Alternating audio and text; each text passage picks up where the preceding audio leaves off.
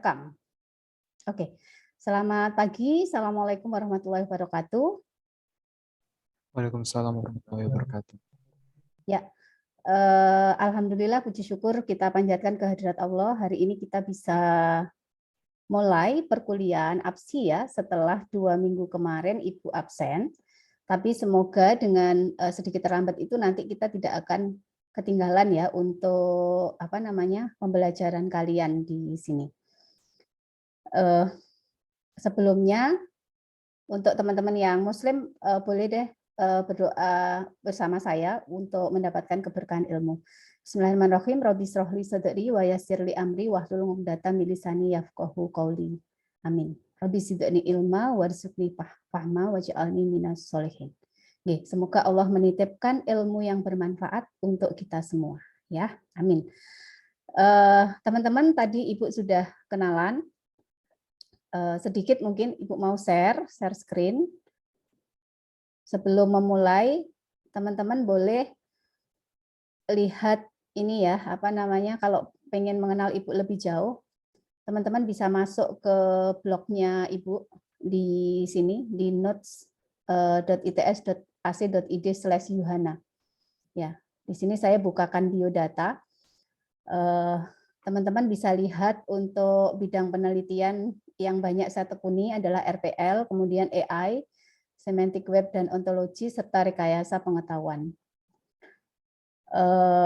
Ini data yang lain, golongan pangkat, kemudian jabatan, riwayat pendidikan, teman-teman bisa lihat semua. Ada yang dari Tulungagung? Boleh angkat tangan? Ada, Bu. Siapa? Saya. Dari mana? Karisa. Nama Karisa Asmi. Karisa Asmi, sebentar. Ini asli mana? Karisa, panggilannya Karisa ya? Iya, Bu, saya campur darat. Oh, lo sama dong berarti. Oke, Karisa silakan kalau pas pulang atau apa boleh main. Ibu posisi rumah di daerah Ngebong, Pakel. Ya, ini bisa dilihat dari SD-nya. Orang tua Ibu ada di sana ya. Mungkin sebulan sekali pulang kalau tidak ada halangan. Oke, campur darat mana Karisa? Gedangan, Bu. Oh, gedangannya ya. Oke. Jangan-jangan anaknya teman saya gitu ya. Soalnya teman-teman saya sudah anaknya udah pada kuliah juga. Kemudian riwayat amanah ini ya, teman-teman, kalau mau kenal Ibu gitu ya. Sekarang tadi seperti yang Ibu sampaikan, Sekretaris Institut di ITS periode mulai 2021 sampai dengan sekarang, sempat menjadi PLT karena sebelumnya saya Direktur DPTSI. Jadi sebelumnya adalah di Direktorat Pengembangan Teknologi dan Sistem Informasi.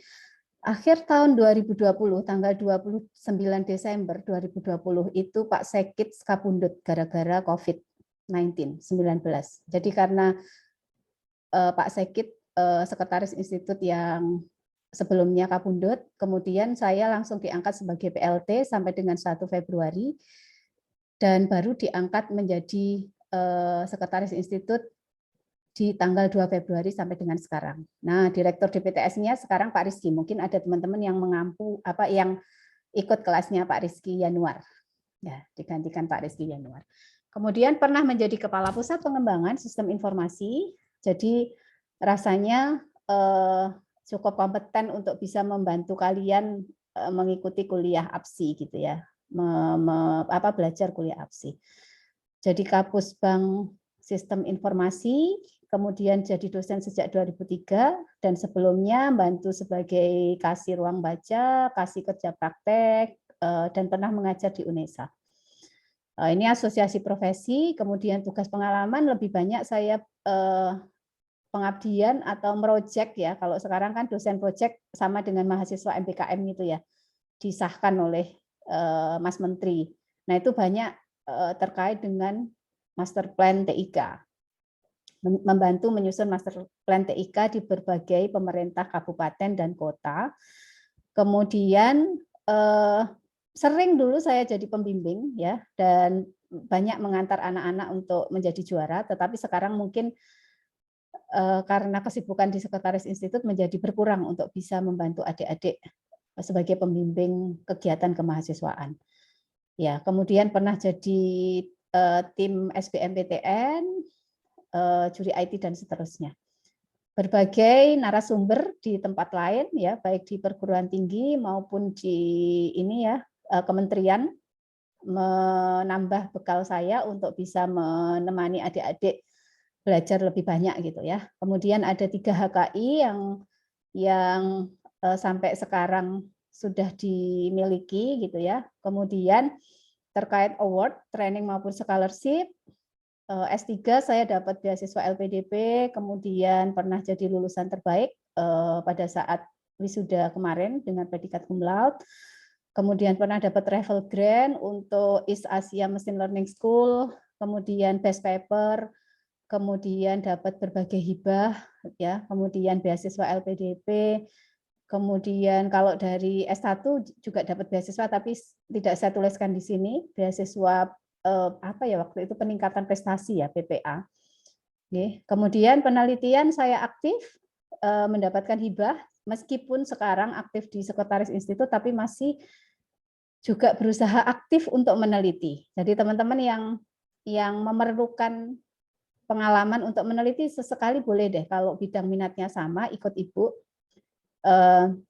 Dari penelitian ini alhamdulillah Ibu bisa membiayai kuliahnya atau SPP-nya anak S2 kemarin sudah lulus 1, kemudian 2 anak S2 sudah lulus, kemudian 2 mahasiswa S3 sedang berjalan, dan juga sesekali mahasiswa S1 ya dengan beberapa penelitian ini. Jadi insya Allah meskipun sibuk di manajemen masih bisa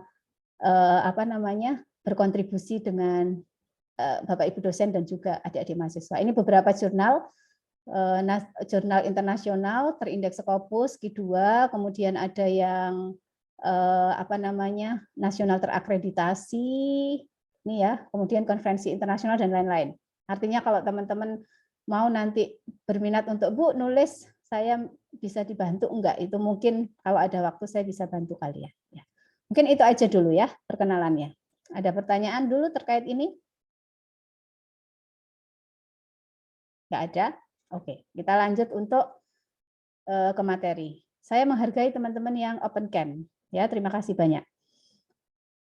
Oke, materinya bentar. Ini saya taruh ke samping aja deh. Ke atas ya. Bentar. RPS dulu ya. Saya minta izin mungkin jam 9 saya leave, seterusnya nanti mungkin teman-teman bisa belajar mandiri. Kebetulan jam 9 ada rapat senat ya. Jadi nanti sisanya teman-teman saya minta untuk belajar mandiri. Oke. Saya akan mengawali dengan mengajak teman-teman melihat peta. Jadi sebelum kuliah itu akan lebih mudah kalau kita melihat peta ya. Teman-teman boleh bertanya dimanapun ketika kalian pengen bertanya ya. Jadi boleh menghentikan yang saya sampaikan. Izin bertanya Bu, lalu sebutkan nama, open cam, ya, terus sampaikan pertanyaannya ya. Oke. Materi ini kalian juga sudah pegang. CPL ini adalah CPL Prodi. Ya, saya nggak akan baca, kalian bisa baca sendiri. Saya fokus ke CPL yang dibebankan pada mata kuliah analisis dan perancangan sistem informasi. Tahu CPL ya? Capaian pembelajaran lulusan. Apa itu? Sesuatu yang seharusnya dicapai oleh mahasiswa setelah mahasiswa mendapatkan materi perkuliahan ini. Itu CPL. Ya, ada beberapa CPL, antaranya adalah teman-teman diharapkan mampu menganalisa, merancang, dan membangun perangkat lunak, utamanya sistem informasi. Jadi tidak semua perangkat lunak sistem informasi ya, karena ini APSI utamanya adalah sistem informasi. Perangkat lunak sistem informasi yang berkualitas, baik secara teknis dan manajerial, dengan menggunakan prinsip-prinsip proses rekayasa perangkat lunak. Jadi ada prinsip-prinsip proses rekayasa perangkat lunak yang yang akan diterapkan di dalam mata kuliah ini. Ya, teman-teman belajar sebagian. Kenapa sebagian, Bu? Karena ada banyak sekali yang mungkin tidak cukup kalau disampaikan di kelas. Ya, sisanya nanti bisa cari sendiri, bisa NPKM, bisa ikut proyek, bisa ikut dosen penelitian dan seterusnya. Yang kedua, CPL yang kedua adalah mampu merancang dan menerapkan metode untuk mengelola data dan informasi dalam berbagai bentuk format. Lalu CPL berikutnya juga mampu bekerja dan berkomunikasi secara efektif, baik secara individu maupun dalam kelompok. Oleh karena itu, saya sangat menghargai teman-teman yang berkomunikasi secara aktif, ya, aktif dan efektif. Baik bertanya, baik menyampaikan pendapat, ya, ataupun mungkin bisa lewat chat ataupun lewat lesan, ya, karena ini diharapkan keluar sebagai salah satu capaian, ya. Kemudian CPMK, ya, capaian yang dari mata kuliah, kalau ini kan secara umum bisa didapat dari ini juga, ya. Jadi mahasiswa memahami peran analis sistem. Jadi salah satu profesi yang bisa kalian tekuni dengan menguasai APSI ini itu adalah analis sistem. Jadi yang dengan mata kuliah ini diharapkan teman-teman bisa memahami peran analis sistem dan mengetahui pengembangan sistem informasi.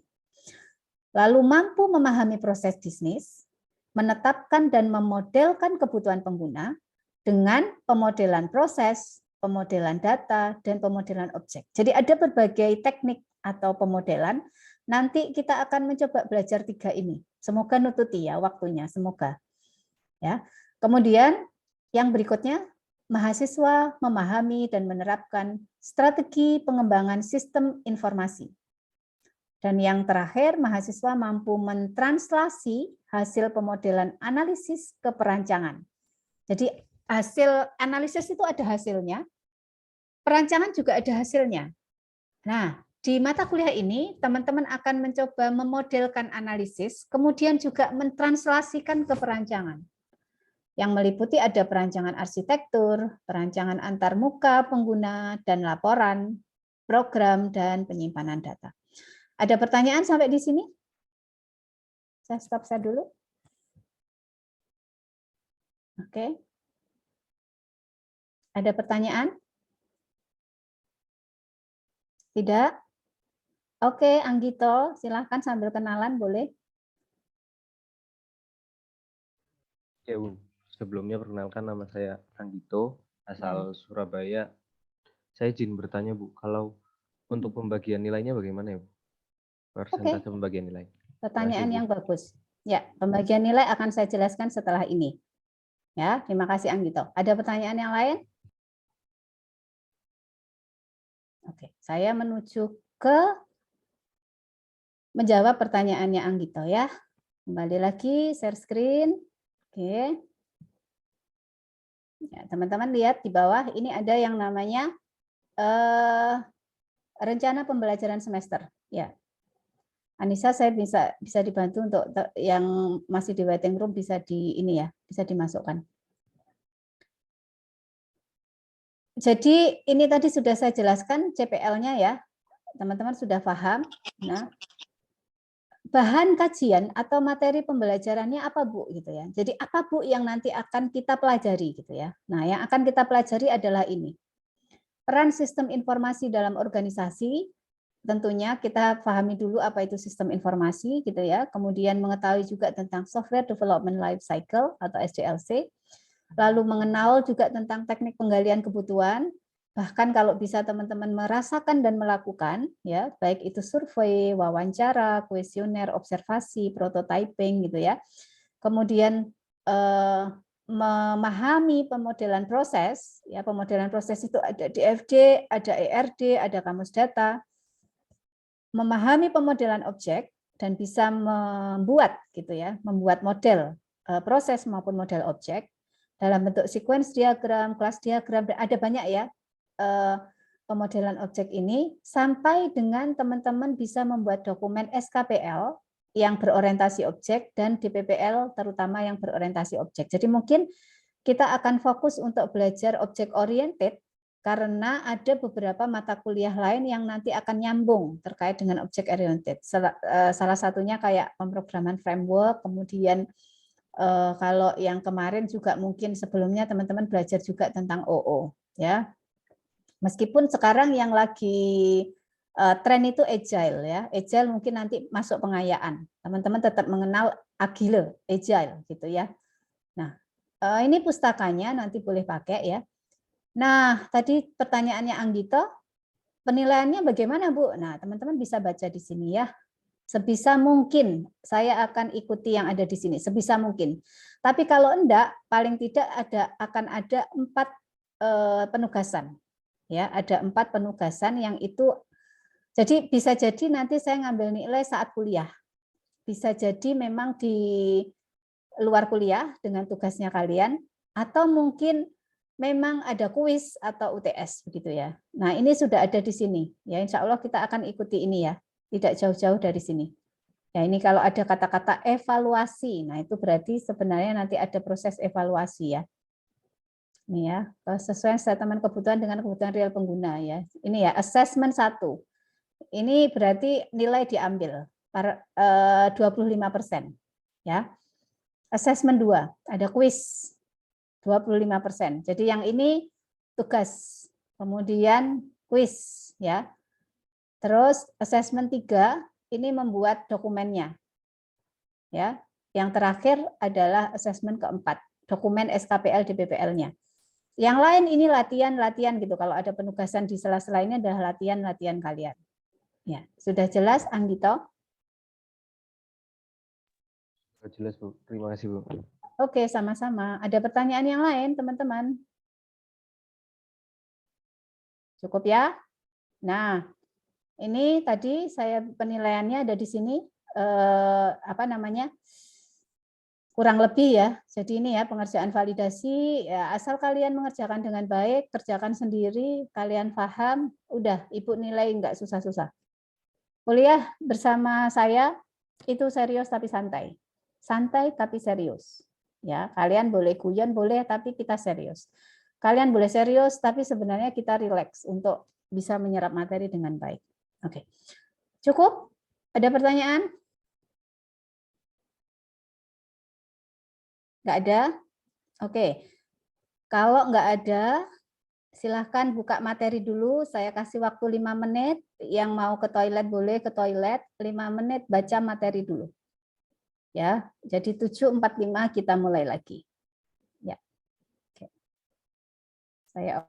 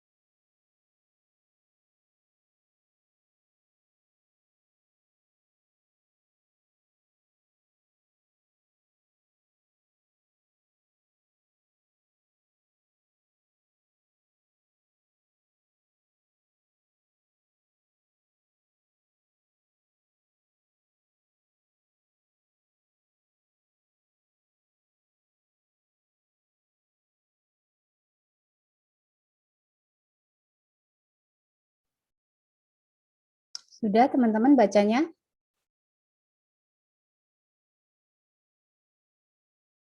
Ya. Ada Aufi ya? Aufi? Bisa Iya, Bu. kenalan dulu sama teman-teman, Vi? Oh iya, Bu. Eh, Selamat pagi, Bu Yohana. Pagi, teman-teman. Pagi. Aufi bisa minta tolong on-cam, Vi? Baik. Oke. Ya. Silakan, Vi. Selamat pagi, teman-teman. Selamat pagi, Bu Yohana. Kenalin, aku Aufi Villa, biasa dipanggil Opi. Aku asli dari APSI C. Oke. Terima kasih, Vi. Teman-teman, ini Aufi. Mas Aufi itu angkatan berapa? Angkatan 19, Bu. 19. Ini yang lagi kuliah angkatan berapa nih? 20 apa 21? 20. 20 ya? Oke, berarti Mas Aufi ini kakak kelasnya kalian ya. Mas Aufi yang akan bantu kita ya sebagai asisten dosen. Mas Aufi, tugas pertama Mas Aufi adalah mencatat teman-teman yang on cam. Jadi saya kasih penghargaan mereka sebagai mahasiswa yang aktif. Meskipun nggak ngomong, nggak apa, tapi mereka on cam. Catat aja bahwa ada keaktifan, nilai keaktifan untuk pertemuan hari ini. Ya, nanti untuk pertemuan berikutnya silahkan kalau mau dapat nilai keaktifan ya please on cam. Karena saya sangat menghargai teman-teman yang mau on cam, itu berarti kalian memang sudah siap untuk kuliah dengan baik ya. Oke, Alfi itu dulu, nanti selebihnya pokoknya Alfi ikut kelas terus ya. Nanti kalau ada apa-apa bisa ini. Oke, teman-teman yang ada pertanyaan, ada ini boleh tanya Mas Alfi, boleh tanya saya ya. Oke. Baik, kita mulai perkuliahannya ya. Saya share screen dulu. Kita masuk PPT. Ya, saya sudah menyiapkan materi untuk teman-teman. Yes. Semoga ini nggak ada yang salah. Oke, ini kita materinya hari ini pengenalan sistem informasi. Kemudian TM1 ya, meskipun secara ini sudah TM3, ya kita masih TM1, semoga tidak ketinggalan. Jadi ceritanya kemarin saya cuti ya, teman-teman. Saya cuti sampai dengan tanggal 17, oleh karena itu saya kalau cuti kan nggak boleh ngajar ya, jadi saya nggak ngajar ya sampai selesai masa cuti saya. Nah, dilalah pas cuti itu saya kesamperan sama si Mas Covid gitu ya. Jadi saya termasuk konfirmasi dan akhirnya harus isoman sampai dengan tanggal 17 selesai saya cuti itu sama dengan isoman, jadi sama aja sebenarnya. Oke. Baik, hari ini 23 Februari. Ini yang akan kita bahas sesuai sama RPS tadi ya. Hari ini kita akan coba teman-teman coba pahami apa itu sistem, pahami apa itu informasi, lalu definisi sistem informasi, komponen-komponen sistem informasi, jenis-jenis sistem informasi, lalu analisis sistem, ya, lalu tools dan teknik pengembangan sistem dan metode pengembangan sistem. Semoga bisa selesai sampai dengan jam 9. Tapi kalau toh enggak, berarti nanti saya minta tolong teman-teman lanjutin secara mandiri ya. Oke, Mas Alfi, selain teman-teman yang on cam, tolong kasih nilai juga untuk teman-teman yang aktif, karena saya akan mengajak teman-teman interaktif melalui chat. Ya, melalui chat. Jadi teman-teman silahkan menulis chat kalau saya bilang ini apa gitu ya, langsung jawab dengan chat. Ya, oke. Ya, yang pertama, ada yang sudah paham sistem, langsung jawab aja, iya atau tidak di chatnya. Ada yang sudah paham apa itu sistem, bisa jawab iya atau belum. Saya lihat beberapa dulu. Sedikit, oke, Daniel, thanks. Surya belum, Adifa belum, Abdul Wahid belum, lumayan, belum terlalu. Oke, good. Ya, yang lain boleh juga update di chatnya terus ya, meskipun sambil saya jelaskan. Yes. Teman-teman, sebelum kalian mengenal sistem informasi, maka tentunya teman-teman harus kenal apa itu sistem. Definisi sistem ada banyak sekali ya, ada banyak sekali. Tapi ini saya ambil yang definisi untuk ada kaitannya nanti dengan sistem informasi. Makanya image yang ada di sini itu lebih banyak, sedikit banyak ada gambarnya. Ini gambar apa ini? Boleh pakai lesan, kalian menyebut, boleh pakai chat. Ini gambar apa ini? Yang saya putar-putar ini, kelihatan ya? Mungkin kartu kredit ya, Bu. Kartu kredit? Atau Oke, kartu kredit atau laptop atau komputer? itu laptop, Bu. Terus di Laptop, Bu. laptopnya ada gambar kartu kredit. Oke, ini laptop, ini sistem akuntansi. Sistem akuntansi itu termasuk salah satu contoh sistem informasi. Makanya kalau di sini simbolnya ada gambar duit-duit. Bukan berarti duitnya masuk ke laptop, enggak, tapi pencatatan informasi dari duit itu yang masuk ke sini gitu ya. Kemudian nanti dia akan keluar menjadi laporan, ya, ada laporan. Ya, bisa jadi ini sistem akuntansi, bisa jadi ini sistem penjualan. Kalau sistem penjualan berarti kan orang order, kemudian kasih duitnya gitu kan ya. Nanti mereka dapat barangnya.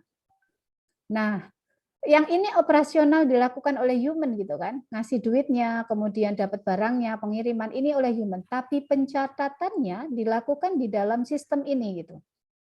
Ya, ini saya sudah to the point sebenarnya ngasih contoh sistem informasi. Ya, tapi kita lihat dulu definisi sistem itu apa? Bahwa setiap sistem itu biasanya mereka punya elemen-elemen. Boleh kita sebut sistem merupakan kumpulan elemen-elemen yang saling terkait. Ada elemen apa di dalamnya ini? Ya, untuk bisa menampilkan form ini, atau ini misalnya grafik penjualan gitu ya. Untuk bisa menampilkan itu butuh apa coba? Boleh chat, boleh langsung jawab. Butuh apa untuk bisa menampilkan ini? Data, betul. Kemudian butuh apa lagi? Butuh laptopnya enggak? Ada hardware-nya enggak? Ya, betul. Ada hardware, ada website, ada software, ada orangnya, ada internetnya. Good. Dan itu yang disebut elemen kalau kita ngomong sistem informasi. Tapi kalau sistem secara keseluruhan, elemennya macam-macam ya. Mau bilang sistem pemanasan, berarti ada elemen-elemen yang menyebabkan itu panas. Sistem pembayaran, ya berarti ada elemen-elemen yang bisa kita kategorikan sampai dengan pembayaran itu terjadi atau selesai. Artinya dia merupakan kumpulan elemen-elemen yang terkait. Dan bekerja sama untuk memproses beberapa masukan atau input yang ditujukan kepada sistem tersebut. Jadi elemen-elemen tadi itu saling bekerja sama untuk memproses, ada inputan ya, tentunya inputannya dibantu human memasukkan nilai dolarnya berapa begitu ya.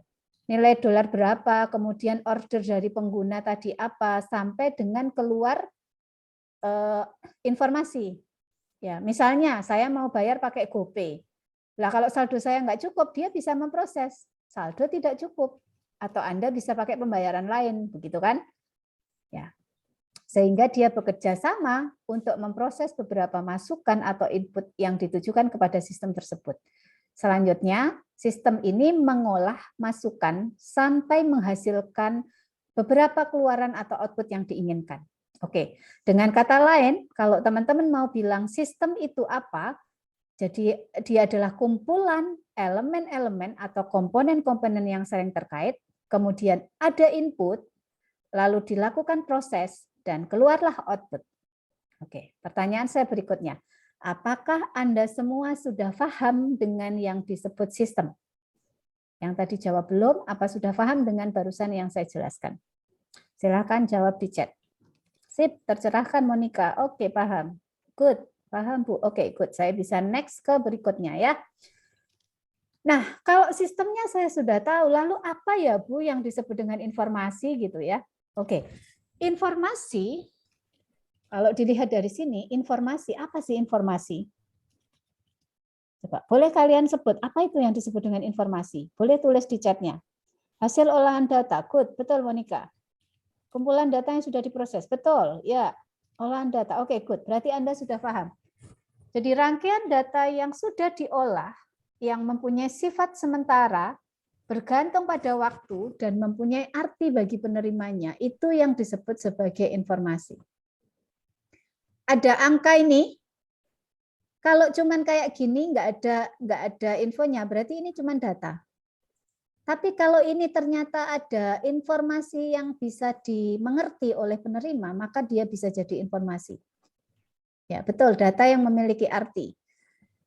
Amsal betul. Jadi informasi mempunyai nilai tindakan atau keputusan. Artinya kalau kita punya data, kemudian data itu diolah menjadi sebuah informasi. Informasi itu biasanya kita bisa manfaatkan untuk mengambil keputusan.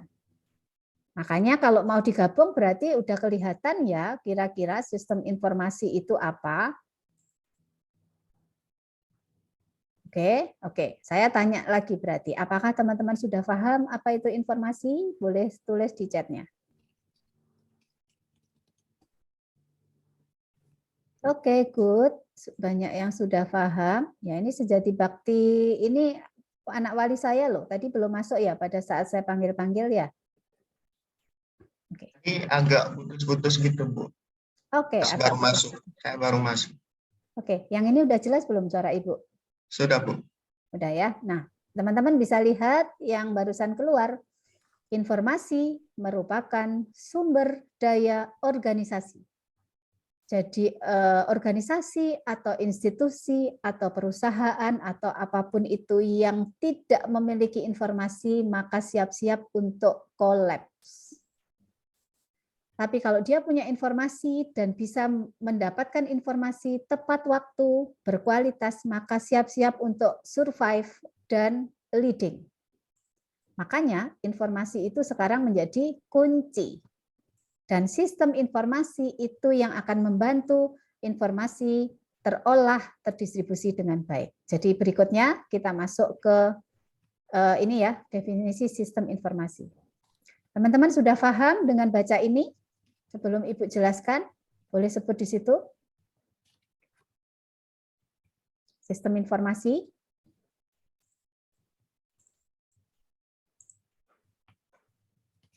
Belum? Cukup? Sudah? Oke. Oke, saya ulang karena ada beberapa yang belum. Sistem tadi sudah tahu ya, kata kuncinya sistem di apa? Ada komponen-komponen, kemudian saling terkait gitu ya, bekerja sama, ada input, dia proses, keluar output. Itu sistem. Apapun itu yang memenuhi kriteria itu boleh kita sebut sistem. Kemudian informasi itu ada data yang diolah, kemudian data yang telah diolah dan dia bermakna. Kalau kita gabung berarti sistem informasi adalah sebuah sistem di dalam organisasi yang mempertemukan kebutuhan pengolahan transaksi, mendukung operasi, bersifat manajerial dan kegiatan strategi yang lainnya, serta mampu menyediakan informasi bagi pihak luar yang dikehendaki dengan laporan-laporan tertentu. Oke, saya stop share. Teman-teman, saya mau diskusi. Bisa kasih contohnya enggak? Dari penjelasan saya tentang sistem informasi. Kasih contoh deh. Berarti ada sebuah sistem di sebuah organisasi atau perusahaan atau institusi atau apapun yang mana dia membantu pengolahan transaksi, dia juga membantu proses bisnis gitu ya. Dan mereka menampilkan informasi yang kita perlukan atau diperlukan oleh perusahaan tersebut. Kasih contoh karena kita di ITS, coba kasih contoh di ITS. Apakah kalian mengenal sistem informasi? My ITS, Bu, oke. M-Banking, oke. Kita urei ya. Karena saya mau diskusi. Daniel, My ITS kenapa Dan disebut sebagai sistem informasi? Dia memenuhi kriteria apa? Itu Bu, jadi di My ITS itu tempatnya informasi yang kita butuh terintegrasi Bu. Jadi ya itu. Kurang lebih seperti itu sih Bu kalau singkatnya. Ya. My ITS itu sebenarnya ada banyak sistem informasi loh. Bisa enggak mengurai kira-kira My ITS apa, My ITS apa, My ITS apa. Kemudian coba cari inputnya apa. Kemudian diproses bagaimana oleh sistem dan keluar outputnya bagaimana coba. Kasih contoh satu aja Dan. Misalnya itu My ITS yang sistem akademik itu misalnya bagian nilai. Jadi mungkin dari situ dosen bisa masukin nilai, Good. kita Itu berarti mahasiswanya, data ya, data iya, nilai ya. ya, Terus, lalu outputnya berupa IPK A, B, C, D hingga E. oke, good. Prosesnya apa kira-kira, Dan? Prosesnya. Kan udah tahu inputnya nilai yang dimasukkan dosen. Outputnya Iya. adalah IPK yang dilihat oleh mahasiswa maupun dosen gitu ya. Ada laporan kan outputnya tadi ya. Prosesnya berarti apa? Mengkonversi dari nilai ke IPK itu apa? Bagaimana gitu? Oh, kalau itu mungkin nilainya nanti dihitung sesuai apa namanya persentase yang berlaku. Lalu habis itu nilainya akan dikategorikan. Kalau Oke. misalnya ya. Berarti ada proses penghitungan nilai. Iya, Ya, Bu. ada rumus nilai. Iya, Ada Bu. proses konversi angka ke huruf. Iya, Bu. Ya, nah, seorang analis harus bisa membayangkan itu. Proses-proses kecil-kecil itu kalian identifikasi nanti. Lalu kalian modelkan.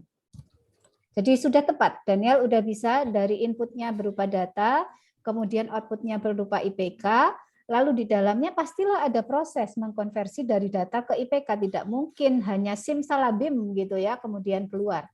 Maka proses itu yang sebenarnya nanti kalian analisis. Dia ini melibatkan tabel mana, kalau sudah belajar database ya kemarin ya. Kemudian nanti dia simpan dalam parameter apa.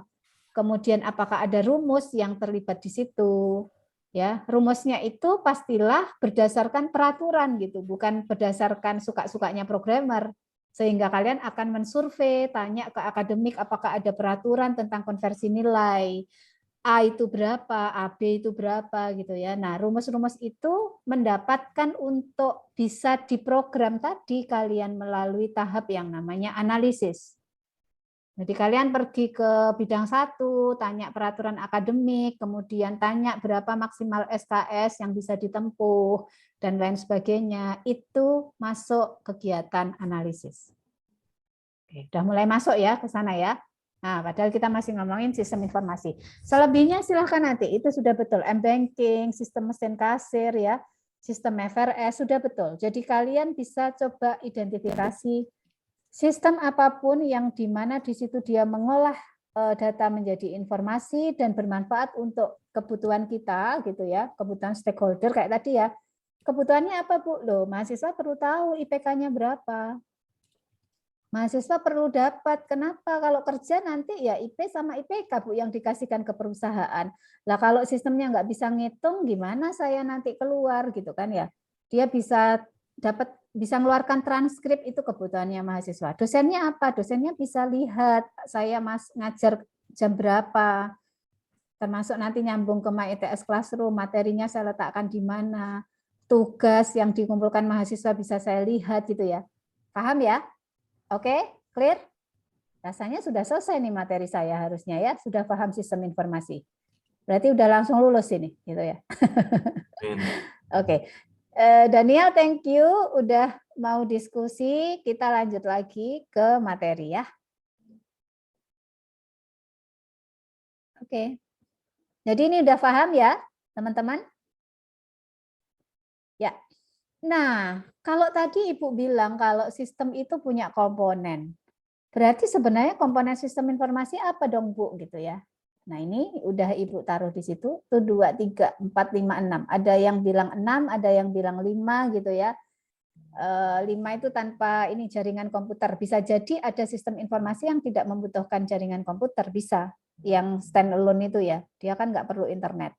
Nah, cuman kalau sekarang sistem informasi berbasis web itu rata-rata membutuhkan jaringan komputer dan komunikasi data. Jadi antar sistem itu dia bisa berkomunikasi data. Teman-teman lihat bahwa data dosen yang ada di MyITS Akademik itu sebenarnya diambil dari MyITS Human Resource. Jadi data dosennya itu dari situ, maka ada komunikasi data dari sistem human resource ke akademik. Ya. Nah, oke, ini gampang sekali diingat ya. Berarti komponen sistem informasi apa? Ada hardware-nya, jadi perangkat keras. Kalau nggak ada hardware-nya kita nggak bisa lihat. Kalian mau belanja ke Topet, nggak ada laptop atau nggak ada gadget, nggak ada HP, nggak ada hardware, gimana mau belanja? Ya, berarti ada hardware-nya yang bisa kita tekan-tekan, kita bisa lihat monitornya gitu ya. Di sini ada laptop, bisa gadget, HP, bisa desktop, kemudian ini ya monitornya, hard disk-nya di dalam ini diurai, dilepasin satu-satu nih komponen dari CPU ini, ya dan seterusnya. Lalu perangkat lunak itu ya kode-kodenya tadi. Kodenya sudah dibungkus kan? Kalian tidak lihat gitu kan? Kelihatannya sudah jadi form. Kalau mau belanja searching tinggal search misalnya. Saya mau beli sepatu Nike gitu misal. Ya, searching di situ sudah jadi form, tapi sebenarnya di balik itu nih kode-kode nih isinya. Ya. Lalu ada proses atau prosedur yang seperti tadi saya bilang, ada konversi ya. Makanya ini nanti teman-teman akan identifikasi proses bisnis untuk mengidentifikasi kayak tadi. Kalau mahasiswa itu membutuhkan transkrip atau IPK, kemudian sumber data awalnya itu adalah dari nilai dosen, maka proses bisnisnya dosen memasukkan nilai itu bagaimana, kapan gitu kan? Nggak boleh saya masukkan nilai sekarang, wong kalian baru mulai pertemuan 1 gitu kan ya. Maka proses bisnisnya berjalan ketika sudah ada evaluasi. Jadi misalnya ada kuis 1, masuklah dia. Berarti ada proses bisnis bagaimana sebuah kuis nilainya dimasukkan. Atau ada tadi tugas, masuklah nilainya. Lalu ada komponen persentase, berapa persentasenya, ya, dan seterusnya. Nah, ini proses bisnis ini kalian identifikasi nanti. Jadi di dalam sistem informasi ada komponen proses atau prosedur. Lalu kalau sudah ada jaringan ya, jaringan komputer dan komunikasi data. Kalau teman-teman akses dari rumah, kemudian servernya ada di DPTSI, ada di ITS, ya perlu internet dong untuk bisa mengakses gitu ya. Maka di sini ada jaringan komputer. Ada komunikasi data yang terjadi antara laptop kita dengan data yang ada di server. Kemudian data-data tersebut disimpanlah di yang namanya basis data. Di sistem yang lain bisa jadi nggak punya basis data ya. Makanya teman-teman nanti akan tahu ini sistem informasi atau bukan gitu. Kalau di sistem informasi dia ada basis datanya. Dan tentunya ada orangnya ya, mahasiswa, dosen itu adalah orang yang sebagai komponen. Aplikasinya lengkap tapi dia diam aja nggak kepake, nggak ada orang yang operatori ya, dia nggak jadi sistem. Ya, nggak jalan maksudnya. Jadi dia sudah jadi sistem tapi dia nggak jalan ya.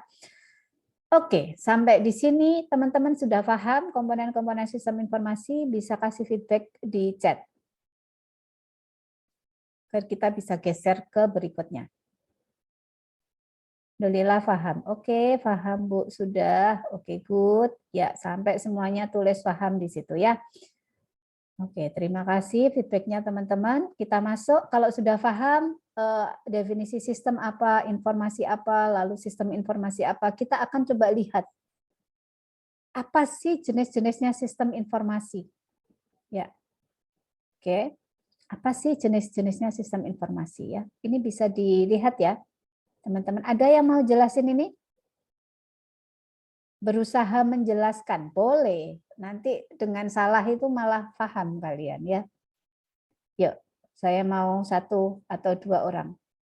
Silakan. Monica deh, tadi saya belum lihat wajahnya Monica pada saat Monica memperkenalkan diri karena saya di mobil. Mon? Ya, Bu, hadir, Bu.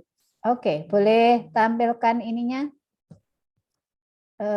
Wajahnya saya share spotlight ya, saya stop dulu ya. Oke, sorry. Bisa jelasin Monica punya di ininya ada kan ya, di atau pakai sini sih boleh. Saya udah kelihatan kok wajahnya Monica. Silakan Mon. Apa yang kamu pahami dari sini? Jelaskan sebisa saya ya, Bu. Sebisanya, boleh. Silakan. Jadi karena ini berbentuk piramid, jadi saya tangkapnya jenis-jenis sistem ini nanti dibagi jadi 4 level. Nah, level yang paling dasar itu ada Transaction Processing System atau yang singkatannya TPS. Lalu di atasnya ada Knowledge Work System atau KWS, dan juga ada Office Automation System. Lalu di level di atasnya ada sistem ahli Decision Support System, sistem informasi manajemen, lalu yang paling atas itu ada ESS, GDSS, dan CSCWS yang singkatannya seperti ada di atas pojok kanan. Iya, Bu, saya Oke. juga bisa seperti itu. Terima kasih. Oke, good. Terima kasih Monica. Betul penjelasannya Monica. Jadi ini adalah level atau tingkatan. Kalau ada piramid kayak gini, berarti sebenarnya sistem di atasnya itu pastilah tergantung sama sistem di bawahnya. Jadi knowledge work system ataupun office automation system itu nggak bisa jalankan kalau nggak ada TPS-nya. Ya, artinya setelah dia jadi TPS boleh naik level ke OAS atau KWS. Setelah itu boleh naik level ke DSS, expert system atau SIM. Ya. Sampai dia naik level ke ESS, GDS, CSCWS. Teman-teman lihat, kalau yang sistem akademik itu adalah contoh yang di mana kira-kira? Monica, mau tebak? Akademik MyITS akademik kita itu berarti contoh yang mana?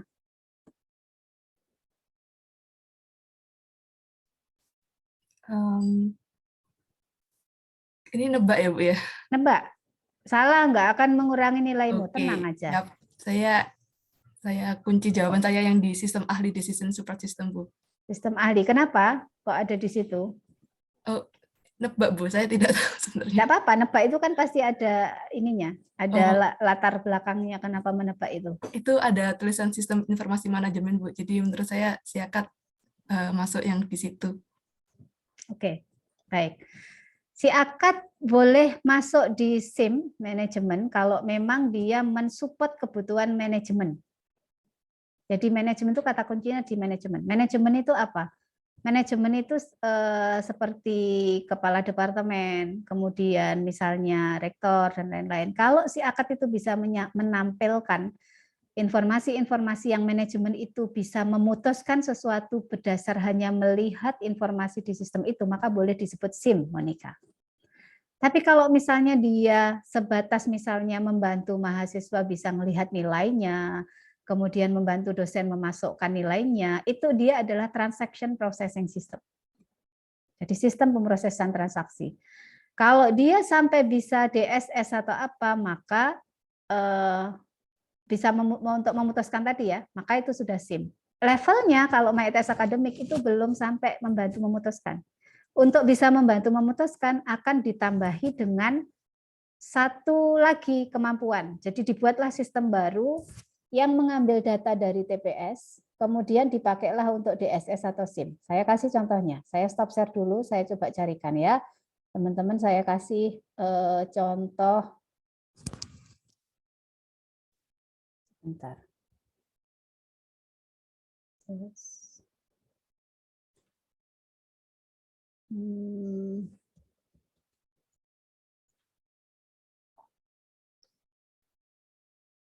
Bentar ya, saya bukakan dulu ininya.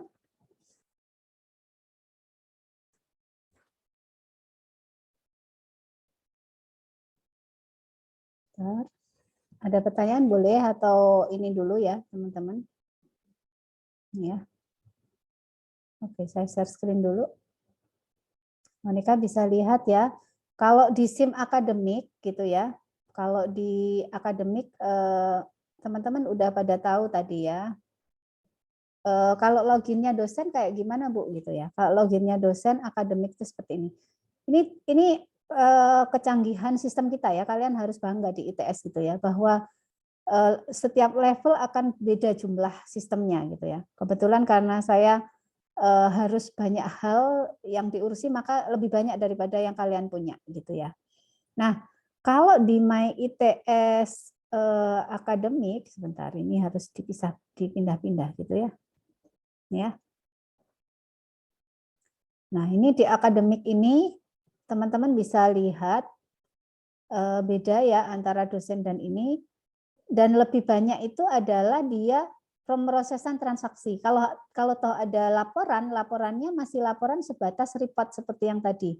Kalau misalnya saya mau lihat jadwal perkuliahan ya atau ini. Jadi dia hanya untuk membantu kita action something. Tapi ini kan nggak bisa kan untuk memutuskan misalnya, oh saya buka 5 kelas, buka 10 kelas, itu kan nggak bisa. dia perlu informasi lain gitu kan ya. Nah, maka ITS naik lagi, dia punya One Data ITS ya. Di One Data ITS itu ada informasi lagi yang bisa kita peroleh gitu ya. Nah, ini yang nanti bisa jadi DSS, Mon. Jadi kalau tadi masih TPS, transaction, karena kita berkutat pada sistem transaksi gitu ya. Kalau yang ini bukan transaksi lagi gitu. Coba lihat teman-teman. Saya mau lihat mahasiswa. Kalau Anda jadi rektor, apa yang bisa Anda peroleh dari halaman ini?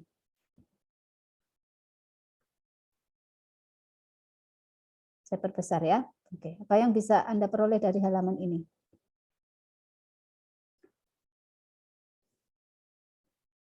Apa? Bisa ngambil keputusan? Dan ini foto data dari TPS. Ya, Anda bisa lihat. Saya bisa lihat kota asal SLTA mahasiswa. Ya, mahasiswa terbanyak ada di daerah mana? Yang sedikit ada di daerah mana? Sampai dengan misalnya gitu ya. Ini kalau diperbesar, sorry, ini bisa diperbesar sebenarnya. Ya, ini bisa dilihat ya. Ini ya, misalnya kayak gini ya. Saya ngeklik salah satu, ini langsung berubah gitu ya. Berapa jumlah mahasiswanya? Ada berapa orang di area situ? Mana yang paling sedikit? Kalau Pak Rektor mau ambil keputusan, kita ekspansi atau misalnya, ayo yuk di daerah itu dibanyakin mahasiswanya, itu bisa kita ngambil keputusan itu ya. Maka itu tadi contoh DSS, Decision Support System. Ya, atau gini, rata-rata lama studi per jenjang.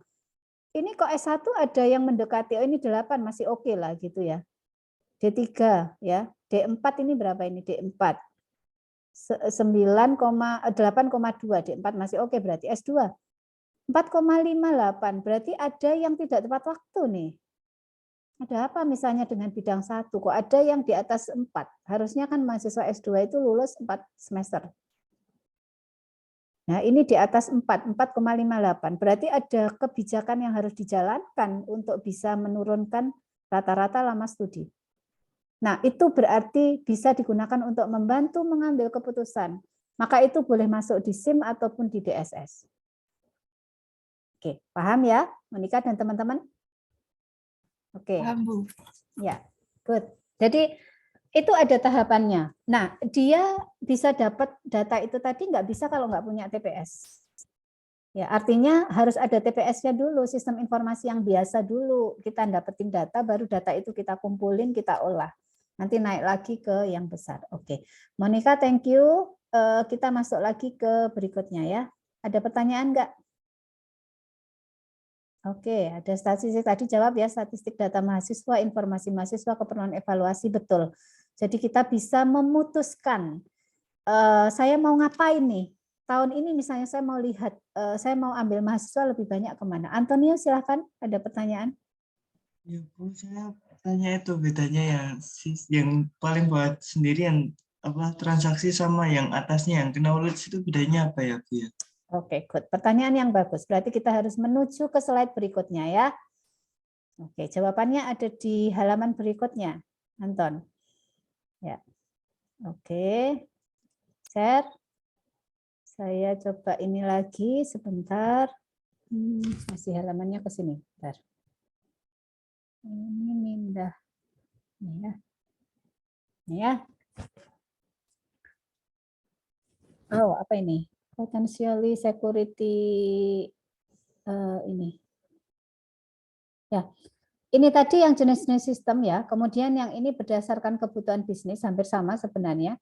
Ya, tapi ditambahi dengan kalau TPS itu di level organisasi. Knowledge itu di level pengetahuan, kemudian yang DSS itu di level keputusan khusus ya. Kalau kayak tadi ya yang saya kasih tunjuk ke kalian ada dashboard itu kalian nggak dapat gitu ya. Karena kalian tidak membutuhkan itu, bukan orang manajemen yang membutuhkan itu, maka usernya nggak sampai ke mahasiswa. Kemudian ada, kemudian level keputusan strategis lebih tinggi lagi ya, ada ESS, GDSS, CS, CES. Nah, lalu ini yang terintegrasi, teknologi terintegrasi untuk sistem ya. ada e-commerce dan sistem web kalau di bawah ini, kemudian nanti naik lagi ke atasnya ada sistem ERP. Jadi kalau di perusahaan nanti teman-teman akan mengenal Enterprise Resource Planning System atau Supply Chain Management System. Atau jadi yang sistem-sistem perusahaan dia sampai dengan bisa menghasilkan laporan yang untuk keputusan ahli ini. Nah, punyanya ITS ini sudah hampir sekelas ERP. Ya, jadi TPS kita sudah banyak, ada My ITS Academy, My ITS Wali, My ITS Human Resource dan lain sebagainya, sampai dengan tadi ada dashboard. Jadi sudah bisa menyerupai di sini yang punya ITS ya. Lalu ada sistem nirkabel di atasnya. Ya, kita masuk ke satu-satu ya. Tadi jawab pertanyaannya Antonio. Ini kira-kira membaca dari sini sudah paham belum? Yang disebut dengan TPS. Itu apa?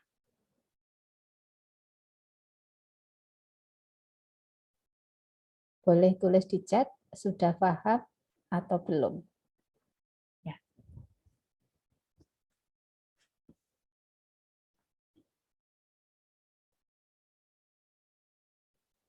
Oke. Ibu bantu jelasin ya. Nanti boleh cukup memberikan gambaran. Oke, sedikit paham. Oke, saya jelaskan. Kurang paham.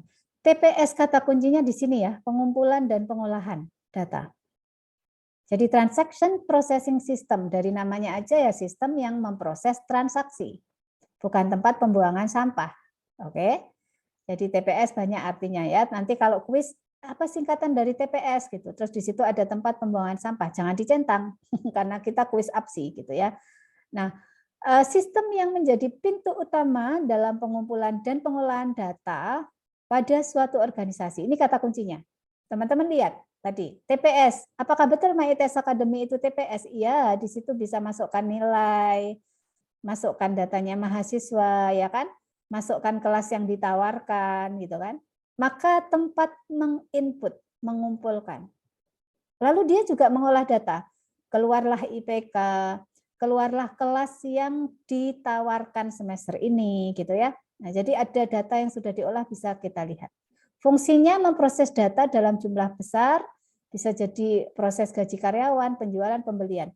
Kayak kalau kalian main ke Indomaret atau ke Alfamart atau ke supermarket ya, di situ ada kasir, maka itu masuk di dalam kategori TPS.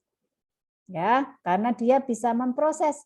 Kalian belanja bawa barang, keluarlah struk, bayar duitnya ya. Ada pemrosesan yang dilakukan di situ. Merupakan sistem tanpa batas. Apa maksudnya? Memungkinkan terjadinya interaksi antar organisasi dan lingkungan luarnya. Data yang dihasilkan dapat digunakan oleh manajer untuk memperbarui informasi. Jadi fokus dari TPS ini lebih pada informasi ya, berarti informasi yang dibutuhkan stakeholder itu dan memproses transaksi. Transaksi ada transaksi pembelian, penjualan, transaksi FRS, transaksi gaji gitu ya. Nah, itu dengan TPS. Ini sudah paham? Yang tadi nulis sedikit kurang cukup, apakah sudah paham dengan penjelasan saya? Bisa ditulis, jangan ngangguk aja Monica, saya nggak ngerti. Ya, oke, paham. Baik, oke, good. Ya, lanjut ya berikutnya. Nah, ini jenis pemrosesan transaksi. Sistem pemrosesan transaksi itu dia macam-macam ya dalam memproses transaksinya. Ada yang batch processing. Batch processing itu berarti ditumpuk. Dulu waktu zaman saya SBMPTN beda dengan zaman teman-teman SBMPTN. Kalau kalian SBMPTN itu bukan lagi pakai batch processing. Ya, kalau sekarang kan begitu masuk UTBK nilainya udah keluar ya. Nah, kalau yang dulu yang masih offline kemudian ngurek-ngurek gitu ya. Nah, itu di beberapa perguruan tinggi mereka memproses scanning. Setelah dilakukan scanning itu di batch, dikumpulin. Dikumpulin dulu baru nanti setornya itu di akhir setiap sore setor ke Jakarta dalam bentuk batch. Jadi hasil scan-nya tadi dikirim. Ya kayak gini, data ditumpuk dulu dalam rentang waktu tertentu baru kemudian diproses. Misalnya data dikumpulkan antara jam 8 sampai jam 12, kemudian diproses mulai jam 14 sampai dengan 17. Itu berarti batch. Jadi habis di-scan tadi didiemin dulu, kumpulin gitu, baru setelah itu diproses ngitung nilainya. Ya, itu namanya batch. Online processing, pemrosesan seketika, itu adalah data yang diperoleh dari sumber data langsung diproses pada saat diterima yang mungkin terjadi antrian data untuk menunggu giliran. Misalnya pemrosesan yang dilakukan pada saat melakukan transaksi online di depan teller bank. Ya. Jadi itu adalah online processing. Kalian ke teller gitu ya, kemudian ambil uang atau setor uang gitu ya. Kalau sekarang kan mungkin lewat ATM bisa ya. Kalau zaman sebelum ini kan teman-teman harus ke bank, ke teller. Nah, itu diproses oleh petugas banknya, tapi dia nunggu giliran gitu. Ya. Apa yang menjadi tantangan bagi orang informatika di sini itu adalah pemrosesan giliran. Teman-teman bisa bayangkan ya, kalau ngambil FRS itu sebenarnya ada antrian loh. Monica ngambil APSI C, Daniel juga ngambil APSI C. Lihat kapasitasnya berapa kalau sudah mendekati 37. Di situ akan diputuskan Monica duluan atau Daniel duluan, masuk enggak gitu ya. Maka itu ada sistem antrian. Nah, ini proses online processing. Dan di situ teman-teman nanti pada saat belajar programming ya, bukan di APSI tapi di programming, teman-teman harus berpikir bagaimana mengurangi kompleksitas dalam proses antrian misalnya begitu. Kalau dulu FRS seringkali kan kalian merasakan harus antri-antri dan ngelek-ngelek gitu kan ya. Sekarang insya Allah sudah nggak begitu kan ya. Sekarang udah lebih lancar. Kenapa? Kita main antriannya. Jadi bayangin tuh kalau sistem kita nggak gede, sementara yang ngantri mahasiswa ITS itu jumlahnya 23.000. Data yang ada di saya itu ada 23.000. Lah FRS barengan. Lah, terus kalian bisa tahu kan web server itu berapa kapasitasnya. Kalau dia nggak bisa itu ya jelas kepental-pental kan. Yang ngantri udah ini. Nah, itu ada di sini. Kemudian real time processing ya, pemrosesan data tidak boleh ditunda karena waktu sangat kritis. Penundaan pengolahan dapat mengakibatkan sesuatu yang fatal. Misalnya pengolahan data hasil pemantauan aktivitas gunung berapi. Ya ini real time processing yang urusan-urusan kebencanaan, kemudian urusan kayak pesawat itu ya. Pesawat itu real time processing ya. Posisi pesawat sedang melaju ada di mana itu real time. Nggak mungkin delay. Ya kalau delay ya bahaya ya. Dia ada di pegunungan, terus baru melaporkan, baru diterima 5 menit kemudian sudah hancur semua gitu ya. Dia nggak dapat pertolongan. Nah ini berarti ada proses yang real time processing. Ada pemrosesan hibrid, perpaduan antara batch dan online. Misalnya pengolahan transaksi di supermarket di mana transaksi penjualan melalui point of sale langsung dilakukan online, tetapi pengolahan lebih lanjut tentang persediaan barang dilakukan setiap jam 10 malam. Nah, yang kayak gini ini orang analis harus jeli loh. Ya. Jadi kenapa ini dijelasin sama Bu Yohana? Ya kalian harus jeli, ini sistemnya gimana? Ngitungnya kapan? Setiap kali langsung atau ditumpuk dulu atau apa begitu. Karena itu akan berpengaruh pada algoritma yang kalian pilih. Ya, oke. Di halaman ini paham? Ya, lanjut ya. Oke. Jangan lupa bukan hanya gini-gini aja, tapi kalian tulis di chat. Paham, Bu? Gitu ya. Oke. Nah, tugas pokok dari sistem pengolahan apa gitu ya? 1, pengumpulan data. 2, manipulasi data. 3, penyimpanan data. 4, penyiapan dokumen. Jadi sistem yang memenuhi ini, maka kita sebut sebagai TPS. Pengumpulan data, setiap organisasi yang berinteraksi langsung dengan lingkungannya dalam penyediaan jasa dan produk pasti memerlukan sistem yang mengumpulkan data transaksi yang bersumber dari lingkungan. Nah, kayak teman-teman ada data mahasiswa itu dari mana? Ya pada saat kalian masuk kan, masuknya ke SIPMaba. Data dari SIPMaba itu yang nanti akan digeser ke MyITS Akademik. Ya. Jadi data mahasiswanya inputnya lewat SIPMaba. Nanti langsung digeret ke akademik. Tapi ada pengumpulan data lain di MyITS Akademik, bukan data mahasiswa, tapi data pengambilan mata kuliah. Anak-anak ngambil mata kuliah, diambilnya, ditangkapnya itu dari MyITS Akademik. Di proses apa, Bu? Proses FRS. Lalu ada pengambilan data nilai. Kapan pengambilan data nilai? Sumbernya dari dosen, diambilnya setelah selesai perkuliahan 1 semester. Dosen masukkan hasil nilai, maka data nilai dikumpulkan. Paham ya sampai sini? Oke, good. Oke, terima kasih. Jadi jangan lupa kalian aktif dengan chat dan juga ini ya. Yang kedua, kalau datanya sudah dikumpulkan bisa saya manipulasi. Sekali lagi, anak informatika manipulasi katanya kata positif, bukan kata negatif. Saya mau manipulasi Daniel misalnya gitu ya, bukan manipulasi data. Jadi data transaksi yang dikumpulkan biasanya diolah lebih dahulu sebelum disajikan, itu namanya dimanipulasi. Jadi manipulasi itu bukan membohongi ya, tetapi melakukan pengolahan. Kalau kata informatika kita ya, sebagai informasi. Jadi dari data diolah menjadi informasi, itulah yang namanya manipulasi data. Jadi jangan, tapi akan beda dengan kalau kalian nanti lanjut ke BPK ya, manipulasi data yang ada di informatika dengan manipulasi data yang ada di BPK beda ya. Kalau di BPK, Badan Pemeriksa Keuangan, manipulasi data itu berarti konotasinya negatif. Tapi kalau di informatika konotasinya positif. Untuk keperluan bagian-bagian dalam organisasi atau menjadi bahan masukan sistem informasi yang lebih tinggi itu lihat piramidnya tadi ya. Beberapa tugas manipulasi data adalah sebagai berikut. Jadi ini masih di TPS itu ada klasifikasi. Data dikelompokkan menurut kategori tertentu. Ya, mau jenis kelamin, agama, golongan tadi ya.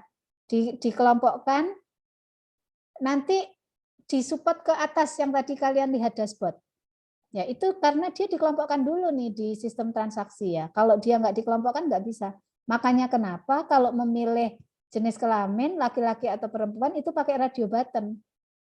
Satu, kalau pakai checkbox berarti kalian boleh laki-laki dan perempuan gitu kan? Oke, bukan checkbox Bu, radio button karena saya hanya boleh memilih apakah saya laki-laki atau perempuan. Lalu kenapa harus memilih radio button? Karena nanti akan saya klasifikasi. Kalau orang diperbolehkan menulis, mereka bisa aja menulis laki-laki, bisa aja menulis pria. Komputer akan bingung mengklasifikasi dan tidak tahu bahwa pria sama dengan laki-laki gitu. Paham ya? Nah, itu berarti kemampuan analis juga ketika nanti saya mendesain UI, apakah saya mau pilih radio button ataukah saya checkbox ataukah saya isian text box. Nah, itu masuk kemampuannya analis loh ya. Nah, oke. Lanjut. Jadi dia bisa dikategorikan. Hal-hal yang nantinya akan dikategori, please gunakanlah yang kayak tadi itu. Jadi sistem user itu tidak punya kesempatan untuk input data, tapi dia tinggal milih aja, ngeklik. Karena itu dipakai untuk nanti, kayak agama itu kan juga radio button ya. Menurut golongan dan seterusnya gitu ya. Nah ini sudah mulai masuk pikiran sebagai analis. Lalu disortir, data diurutkan menurut urutan tertentu agar lebih mudah dalam pencarian data. Misalnya disortir menurut abjad nama atau menurut nomor induk. Jadi ini yang biasanya kalian belajar tentang sorting data. Ya. Lalu dihitung. Jadi manipulasi atau pengolahan itu bisa klasifikasi, bisa sorting, bisa hitung, bisa ikhtisar. Ini sama dengan gambar proses yang tadi saya tanyakan tadi saya nanyanya sama siapa? Daniel atau siapa? Daniel ya tadi yang jelaskan prosesnya apa gitu ya. Nah, prosesnya bisa klasifikasi, bisa sorting, bisa perhitungan, bisa pengikhtisaran. Ya, kalau perhitungan ya berarti ada algoritma atau rumus yang kita jalankan. Sehingga pada saat misalnya teman-teman menganalisis sistem ya, misalnya tanya ke kasir, ini cara hitungnya gimana? Nah, itu harus digali, jangan persepsinya sendiri. Barang dikalikan dengan jumlah yang dimasukkan, kemudian mungkin hasilnya dikurangi dengan diskon kalau ada diskon. Nah, informasi itu diambil dari pengguna atau stakeholder atau pemilik sistem. Ya, orang analis harus tahu, nggak boleh orang analis berpikir, iki koyoke kira-kira ngitung harga barang itu kok kayaknya pakai rumus gini ya. Nah, itu nggak boleh. Boleh berpersepsi tapi harus dikonfirmasi. Apakah benar Pak, Bapak menggunakan rumus ini untuk menghitung gitu. Karena bisa jadi kan mereka berlaku untuk angka sekian, diskonnya sekian, angka sekian, diskonnya sekian gitu ya, kayak di Topet itu ya. Kalau ambil yang ini dapat kupon ini, kalau ini dapat ini gitu ya. Oke. Nah, ini saya sudah ngomong sekaligus untuk teman-teman punya kemampuan sebagai analis ya. Pengikhtisaran, melakukan peringkasan data atau summary seperti sintesa data menjadi total, subtotal, rata-rata. Ini pun asalnya dari wawancara bisa jadi. Atau observasi. Atau dapat dari dokumen gitu ya. Oke. Nah, berikutnya kalau data sudah dimanipulasi, disimpanlah datanya. Jadi data transaksi harus disimpan dan dipelihara sehingga selalu siap memenuhi kebutuhan pengguna. Makanya kenapa di dalam sistem informasi ada komponen yang namanya basis data. Karena dia bertugas untuk menyimpan data. Ya, kalau yang manipulasi tadi tugasnya siapa? Tugasnya CPU, ya. Untuk menghitung gitu ya, tugasnya software dan hardware untuk memanipulasi data. Tugasnya manusia untuk menginputkan di pengumpulan data. Begitu ya. Terakhir adalah penyiapan dokumen ini biasanya adalah dokumen laporan. Harus disiapkan untuk memenuhi keperluan unit-unit kerja dalam organisasi. Oke, teman-teman pahamkah dari materi di halaman ini? Oke, good. Senang saya kalau teman-teman itu paham ya. Jadi akan eman kalian kalau nggak ikut kuliah. Ya, oke. Next ya. Nah, ini karakteristik sistem pengolahan transaksi ya. Biasanya kapasitas penyimpanan datanya perlu sangat besar. Kenapa? Ya, sekarang aja untuk nyimpen nilainya 23.000 mahasiswa, nanti setiap tahun bertambah 7.000, bertambah 7.000, bertambah 7.000, kan otomatis perlu penyimpanan besar. Ya, belum lagi kalau yang di classroom itu dosen mengunggah materinya gede-gede, mahasiswa mengunggah tugasnya gede-gede, ya berarti repositorinya harus besar. Ya. Lalu kecepatan pengolahan diperlukan sangat tinggi agar data yang banyak bisa diproses dalam waktu yang singkat. Ini berarti kecepatan pengolahan. Sumber data umumnya internal dan keluaran umumnya keperluan internal. Ini maksudnya apa? Kalau TPS itu biasanya yaitu sumber datanya dari user yang ada di situ dan balik lagi ke user yang ada di situ ya. Lalu pengolahan data biasa dilakukan periodik, harian, mingguan, bulanan, dan sebagainya. Ini biasanya lihat kalau teman-teman kan ngitung IPS itu berarti periodiknya semester kan. Ngitung IPK ya semester sama apa tahunan ya biasanya ya. Pokoknya IPK dihitung terus ya setiap periode. Nggak mungkin harian. Jadi sistem nggak akan memproses setiap hari ngitung IPK-nya kalian gitu kan. Ngitungnya di ujung semester setelah semua nilai masuk gitu ya. Atau ketika ada nilai masuk dihitunglah IPK. Lalu orientasi data yang dikumpulkan umumnya mengacu pada data masa lalu. Ya, karena nggak mungkin kita memasukkan data masa depan ya. Kalau data masa depan berarti bukan TPS, bukan pengolahan transaksi, tapi forecasting. Ya, ada sistem sendiri forecasting. Tapi forecasting itu bukan sistem informasi ya kalau nggak salah. Beda, dia bukan sistem informasi. Kemudian masukan dan keluaran terstruktur, data diformat menurut suatu standar, dan komputasi biasanya tidak terlalu rumit. Jadi biasanya TPS ini komputasinya ya kayak rumus-rumus itu aja kan. Nggak ada yang kayak apa, kalau sistem yang agak yang sekarang AI apa itu biasanya memang membutuhkan komputasi yang cukup rumit ya. Oke. Ya, lanjut ya. Office Automation System. Jadi saya menjawab pertanyaannya, ini lama banget ya jawabnya. Halo Pak. Ibu G. Pak Victor Rawuh, ya.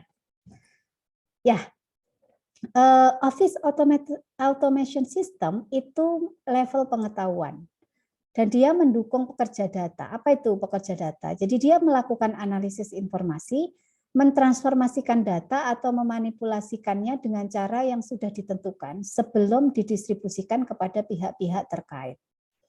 Tidak menciptakan pengetahuan baru. Jadi lebih tinggi daripada TPS. Tapi lebih pada ke otomasi perkantoran. Jadi sistem otomasi perkantoran. Contohnya apa? Ada yang bisa kasih contoh ini? OAS itu. Sistem otomasi perkantoran. Ada yang bisa kasih contoh? Coba tulis di chatnya. Ini sudah masuk ke KWS yang berikutnya. Ada yang bisa kasih contoh otomasi perkantoran?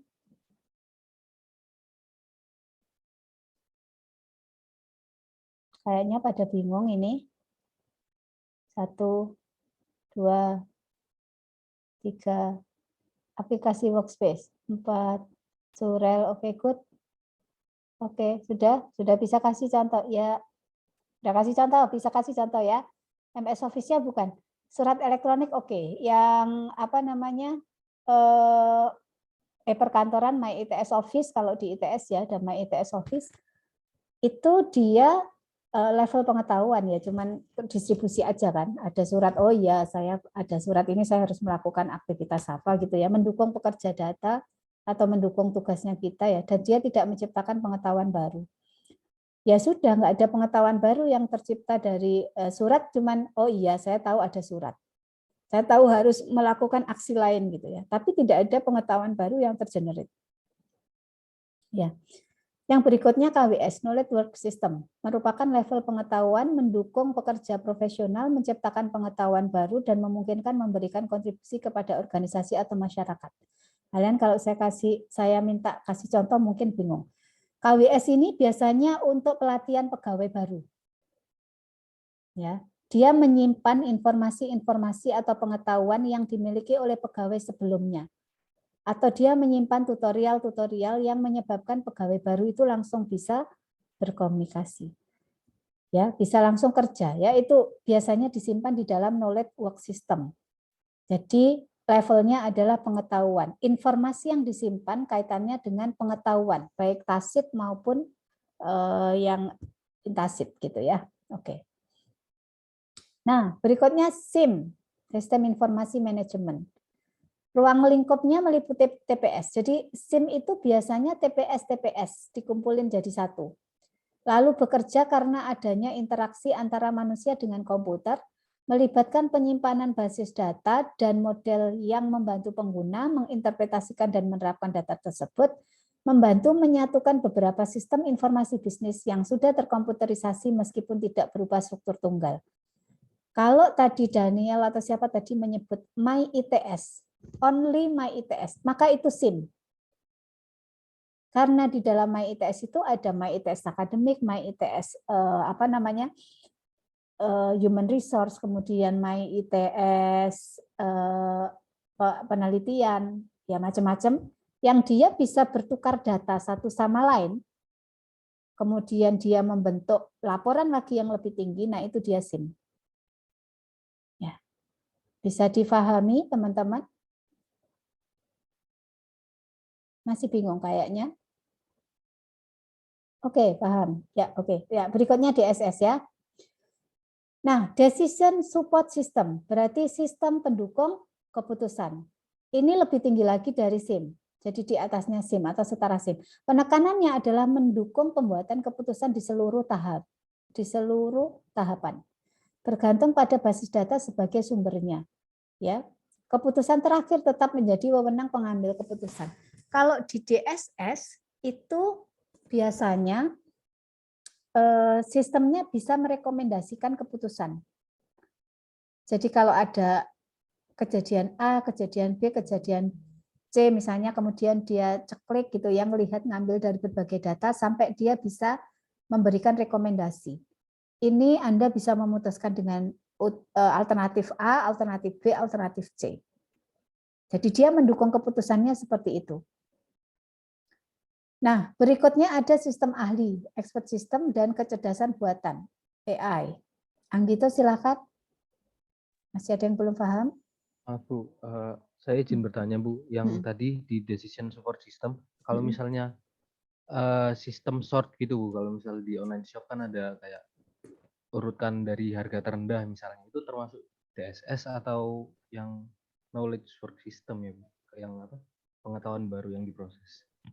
Kalau urutan harga terendah itu bukan DSS, belum masuk ke DSS. Ya memang dia bisa membantu kita ya memutuskan saya mau ambil ini atau enggak gitu ya. Tapi biasanya kalau DSS itu dia mengeluarkan alternatif pilihan. Pilihan keputusan memang. Jadi dia mengeluarkan alternatif pilihan keputusan. Kalau itu kan keputusannya di kepala kita. Kalau di DSS itu di sistemnya itu dia keluar ada si A, si B, si C begitu. Jadi misalnya sistem apa ya? Taruhlah misalnya kayak gini nih. Nanti mungkin agak naik lagi ke sistem pakar ini. Anda sakit apa gitu ya misalnya. Ada kepala terasa pusing, kemudian badan ini pegel semua segala macam dimasukkan ya, perut sakit apa. Nanti dia akan bisa mengidentifikasi apakah Anda sakit vertigo ataukah Anda misalnya infeksi di mana atau apa. Itu kan ada kayak pilihan gitu ya. Nah, kalau pilihannya itu berdasar pada kemampuan pakar, maka dia masuknya ke expert system. Kayak gitu yang bisa memutuskan biasanya kan dokter kan. Seseorang sakit vertigo atau sakit apa itu dokter. Jadi sistem akan menyerap algoritma atau pemikiran yang dipahami oleh dokter. Kemudian nanti biasanya akan berbentuk sebagai rule base kalau di sini ya. Jika dia pusing, jika ada ini, jika terasa ininya ini, maka ini. Nah, maka asumsi itu tadi kita perolehnya dari pakar. Sampai dia yaitu tadi Anda kemungkinan ada sakit A, sakit B, sakit C. Kalau sistem sudah bisa sampai seperti itu berarti dia sebenarnya sistem ahli atau sistem pakar. Ya. Paham ya? Anggito sudah menjawab belum? Nah, DSS itu hampir mirip kayak sistem pakar, tapi kemampuan untuk menyimpulkan tadi itu bukan oleh pakar, tapi dari analisis data yang di TPS.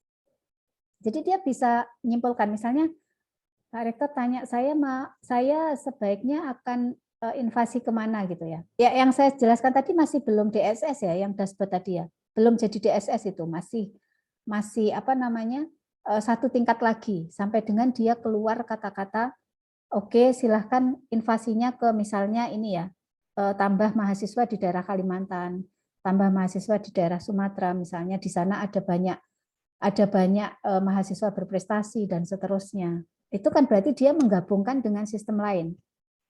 Jadi dia memutuskan berdasarkan data yang kita punya. Ya, oke. Lanjut ya. Saya 10 menit lagi geser. Ya, oke. Saya agak percepat. Jadi sistem ahli ini ya, AI adalah expert system dengan arsitek tingkat tinggi, lalu motivasinya AI itu mengembangkan mesin yang berfungsi sangat cerdas. ES disebut juga dengan knowledge based system. Jadi kalau ES itu sebenarnya sistem berbasis pengetahuan. Kenapa? Karena dia itu menyimpan pengetahuan pakar. Ya, kalau yang tadi pengetahuan yang bawah tadi tidak selalu harus pakar. Orang yang lebih tahu sebelumnya untuk office automation system tadi itu bisa tidak harus pakar gitu. Ya. Dalam menyelesaikan masalah, sistem ahli menggunakan pengetahuan seorang ahli. Jadi sistem pakar itu akan menggunakan pengetahuan pakar di dalam menyelesaikan masalah. Misalnya sistem diagnosa berarti dia mereplikasi pemikiran dokter. Sistem tentang arsitek misalnya ya, bagaimana membangun rumah yang ini, berarti dia mengadopsi pemikiran arsitek dan seterusnya. Kalian bisa aja memproduksi sistem pakar, lihat aja ada pakar apa yang akan kalian replika di dalam sistem itu. Gitu ya. Oke. Ini ya sistem pakar dengan AI itu komponen dasarnya adalah sistem pengetahuan, berbasis pengetahuan. Ya, pengetahuan AI itu juga pengetahuan, tapi kalau AI ini pengetahuannya adalah dari data. Makanya AI ini biasanya butuh data banyak. Tapi kalau sistem pakar ini pengetahuannya dari pakar ya, dari ahli. Jadi satu mesin inferensi yang menghubungkan pemakai dengan sistem melalui pernyataan-pernyataan yang diinputkan. Ini bedanya dengan sistem informasi yang level di bawah. Jadi kalau level di bawah itu dia hanya mengolah data, kemampuan database kalian yang dibutuhkan. Jadi query, kemudian apa itu ya, itu sistem informasi. Tapi kalau yang di AI ini, itu yang dibutuhkan adalah kemampuan untuk prediksi, kemampuan klasifikasi, kemampuan ini, dan datanya data fakta, data yang dikumpulkan dari fakta. Sistem ahli mencakup expert knowledge ya, didukung oleh AI. Kemudian ini ya perbedaannya dengan DSS. Kalau DSS solusi tetap menjadi wewenang pengambil keputusan. Tapi ES itu menghasilkan rekomendasi solusi terbaik. Jadi kalau DSS gambarannya nanti ada daftar keputusan itu, pengambilnya siapa? Tetap orangnya, tetap orang manajemen. Tapi kalau ES, mereka akan memilihkan, ini kayaknya kemungkinan besar vertigo. Ya, pakar memutuskan ke situ. Sehingga kita akan berusaha untuk mengikuti rekomendasi pakar. Nah, berikutnya ada GDSS, Group Decision Support System, lebih tinggi lagi ya, kumpulan dari banyak DSS jadi GDSS, dibutuhkan kerjasama kelompok untuk keputusan semi-struktur dan tak terstruktur. Bentuk bantuannya bisa pendapat, kuesioner, konsultasi, dan skenario. Kalau teman-teman lihat sekarang sudah mulai ada kolaboratif sistem ya. Nah, itu bisa mengarah ke sana, GDSS. Ada perilaku negatif dari kelompok, kurang partisipasi, dominasi anggota kelompok vokal, pembuat keputusan grouping, dan seterusnya. Ini kekurangannya ya. Jadi kalau sudah GDSS, Group Decision Support System ini, dia sudah melibatkan human banyak. Ya. Kemudian eksekutif support system di atasnya lagi ya. Ini untuk eksekutif, lebih pada interaksi antara organisasi dengan lingkungan eksternal dan menyediakan grafik-grafik dan pendukung keputusan di tempat-tempat yang bisa diakses ya, seperti kantor, kemudian mengatasi problem keputusan yang tak terstruktur, bukan aplikasi khusus, menciptakan lingkungan yang kondusif untuk memikirkan problem strategis, proses bergantung pada informasi yang dihasilkan oleh TPS dan SIM. Jadi yang saya jelaskan dashboard tadi bisa sedikit ke arah ESS. Ya, bisa sedikit ke arah SSS karena dia menampilkan grafik-grafik untuk pendukung keputusan. Ya.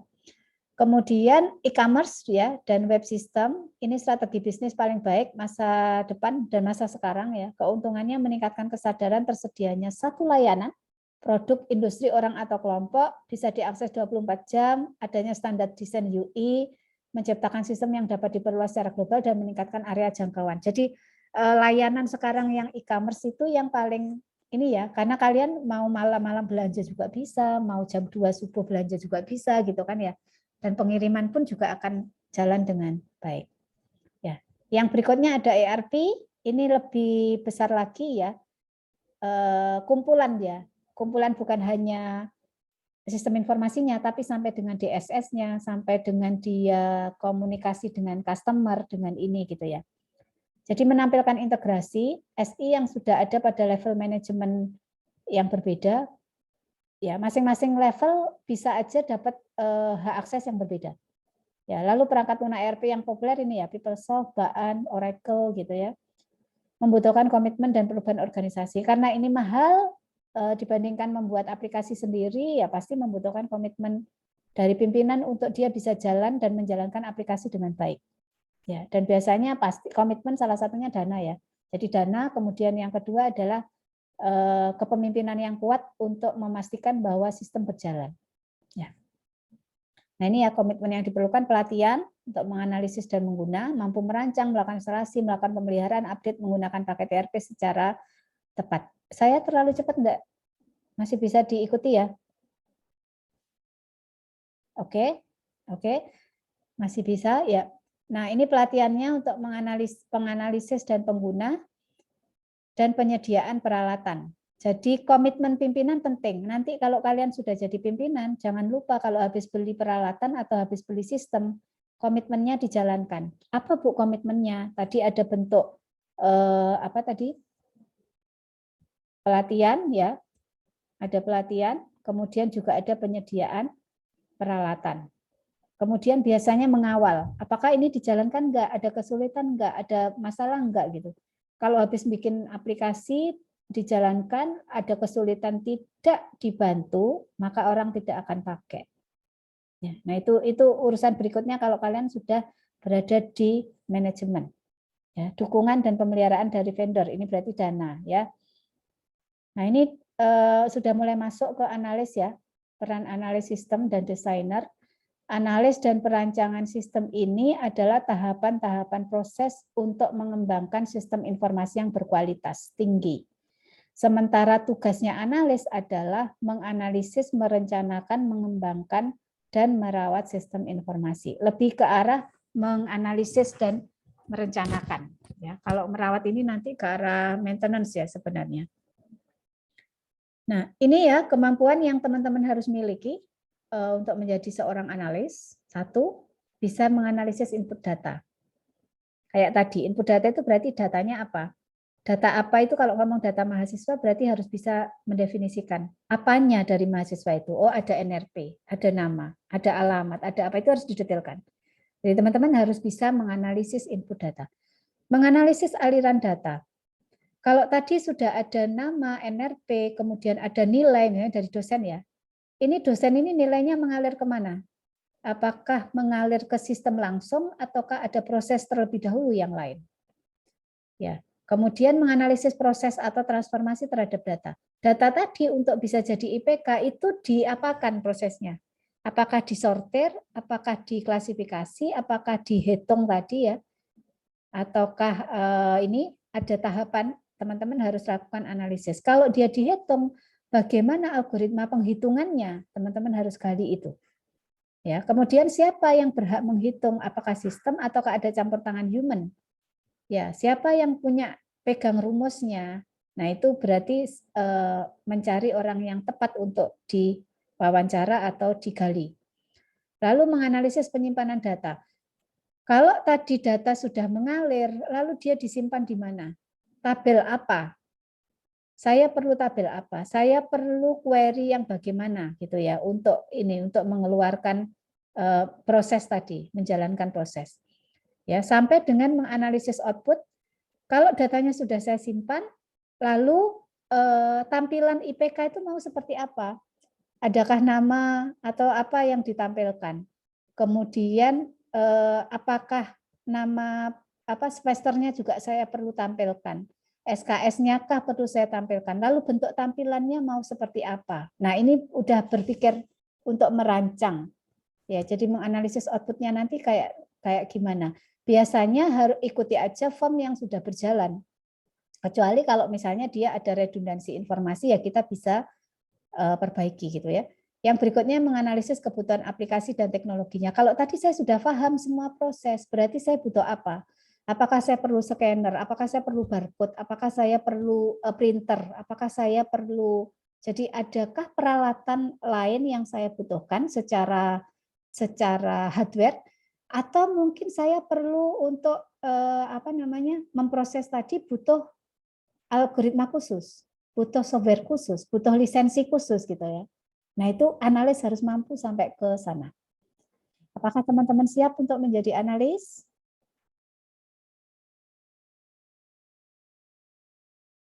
Oke, amin. Oke, tahu ya apa yang harus kalian miliki kemampuannya? Oke. Oke, bismillah. Ya, jadi untuk melakukan ini, satu, kemampuan komunikasi kalian harus bagus. Saya nggak tahu kalian melihat ibu ini punya kemampuan komunikasi bagus atau enggak, tapi kalian harus belajar memiliki komunikasi bagus. Gimana caranya bisa menginvestigasi user tanpa merasa mereka tertekan? Gimana caranya bisa mendapatkan informasi yang lengkap tanpa menguber-uber atau mengintimidasi user? Lalu bagaimana kalian bisa menyampaikan kata-kata yang bagus agar mereka respect kepada kita? Nah, itu kalian belajar di APSI. Sehingga nanti pada saat mengajukan pendapat, kalian berlatih komunikasi. Saya beneri yang tadi kalimatnya Mas Aufi, upayakan karena nanti kalian akan bekerja secara formal, maka ganti kata-kata aku dengan saya. Perkenalkan Ibu, nama saya misalnya Antonio, saya dari ini, saya dari ini. Beda dengan kalau Ibu, nama aku Antonio gitu ya, itu akan berbeda. Aufi nanti juga akan belajar lebih banyak sama saya ya. Kemarin sudah belajar sebelumnya di kelas sebelumnya dan akan membantu kita. Nah, di sini meskipun jadi asdos akan tetap saya bentuk menjadi analis yang baik. Ya, oke, good. Kemarin sorry ya, Vi, saya manggil Mbak gitu ya, karena namanya Aufi Villa, hampir mirip cewek. Nah, itu ya, teman-teman pun belajar komunikasi yang bagus, teman-teman belajar kapan saya bisa bertanya. Lalu gunakan, meskipun kalian ahli IT, jangan suka nanti kalau misalnya dengan user itu pakai jargon-jargon yang mereka nggak ngerti. Ya, jadi harus membumi, pakai bahasa bumi. Seperti tadi saya ngajak kalian di awal, itu bisa kalian pelajari untuk menjadi analis. Bagaimana Ibu membawa saya sampai paham materi pengenalan SI sampai dengan di sini. Ya. Oke, untuk berikutnya kalian pelajari dulu. Minggu depan mungkin kita sedikit akan lanjut yang ke sini, baru nanti materi berikutnya. Saya mohon izin, boleh kalian belajar ini bukan hanya membaca. Saya kasih contoh, berarti karena belajar mandiri, cari pakai Google, apa ini proses bisnis, apa itu OOAD, apa itu ini. Sampai dengan waktu 9.50. Ya, oke, cukup ya, tidak ada pertanyaan. Kalau ada pertanyaan boleh nanti mau bikin grup atau di classroom, kalau saya bisa jawab, saya jawab. Oke, sorry, karena sudah di angka 859, saya harus geser ke ruang sidang Senat.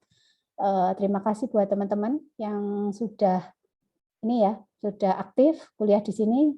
Sesuai dengan doa kita tadi, semoga materi perkuliahan yang hari ini kita pelajari akan menjadi ilmu yang bermanfaat buat kita semua ya, buat Anda, buat saya, dan juga buat Indonesia. Ya, oke. Selamat pagi, silakan dilanjut. Ini saya tanya, saya end atau ini kalian lanjut diskusi sendiri ataukah ini di end?